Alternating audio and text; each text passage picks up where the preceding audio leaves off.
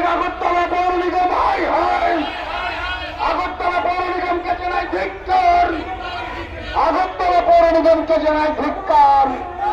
গরিবের পেটে লাথি মারা আগরতলা পৌর নিগম হাই হাই, গরিবের পেটে লাথি মারা আগরতলা পৌর নিগম হাই হাই, গরিবের পেটে লাথি মারা আগরতলা পৌর নিগম হাই হাই। জারি করে টাকা চুরি করেছি। এই আইনে কি বলা আছে? যারা হকার তাদেরকে একটা নির্দিষ্ট জোনে রাখতে হবে। সেই জোনটা নির্ধারিত করবে কে? হকারদের দ্বারা নির্বাচিত প্রতিনিধি। যেই এলাকায় জোনটা হবে সেই জোনের প্রতিনিধি আর আগরতলা পুর নিগমের প্রতিনিধি সম্মিলিতভাবে একটা কমিটি হবে। এটা বিজ্ঞপ্তি জারি করবে পুর নিগম। সেই কমিটি বসে জোনটাকে প্রথম ডিক্লার করে তাদেরকে বসার জায়গা করে দেবে। এটা হলো পদ্ধতি। 2016 পর আমরা এই কাজ শুরু করেছিলাম। 2018 থেকে প্রায় 8 বছর হয়ে গেছে। আপনারা কি জোন ডিক্লার করেছেন? আমি পুর নিগমের উদ্দেশ্যে প্রশ্ন, কোন পত্রিকায় তো দেখিনি ভেন্ডারদের জন্য কোন কোন জোনগুলি ডিক্লার করেছেন। 1, 2 হলো আইন অনুযায়ী তাদেরকে উচ্ছেদ করতে গেলে বুঝিয়ে করুন। বামফ্রন্টের জমনা কোথায় কোথায় বামফ্রন্টের তুলনা আপনারা টানেন, আমি টানতে চাই না, কিন্তু গত কয়েকদিন আমি দেখেছি আপনারা কোথায় কোথায় বামফ্রন্টের সঙ্গে তুলনা টানছেন।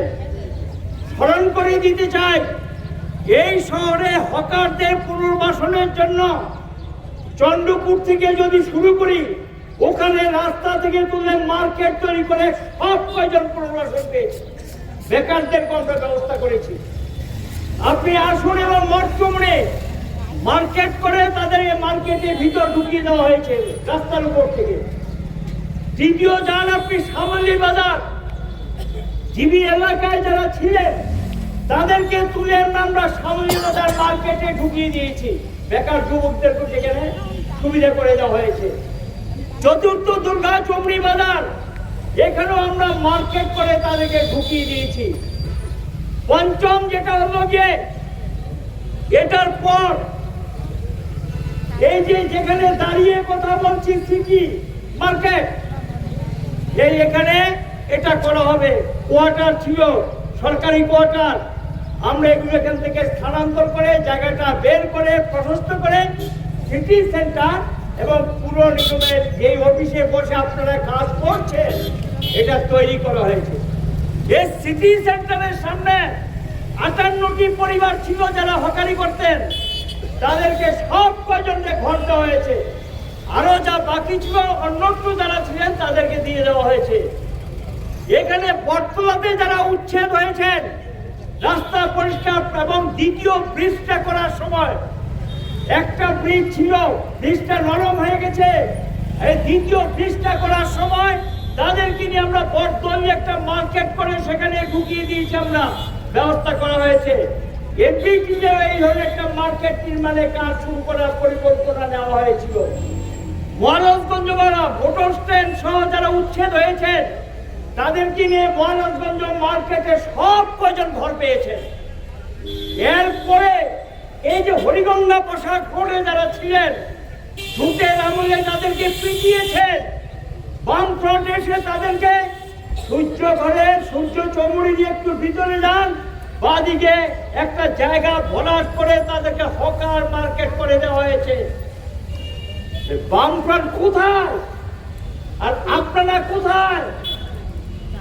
আরো অনেকগুলো মার্কেট হয়েছে। লিচু বাগান, বিপণী বিতান, ওইখানে যারা করতেন, এখানে একটা ছিল, এখানে যেখানে পার্ক করেছেন প্রচুর ব্যবসায়ী ছিল, তাদেরকে নিয়ে মুকুট বিপণী বিতান তৈরি করে আধুনিক মার্কেট তৈরি করে তারা দাবি করলেন যে শুধু এখানে দিলে হবে না, মাছ মাংসেরটা চাই। রাজ্য সরকার টাকা দিয়ে মাছ মাংসের জন্য করে দিয়ে এই যে মুকুট বিপণী বিতান লিচু বাগানের যেটা তৈরি হয়েছে, এটা কি এমনিতে হয়েছে?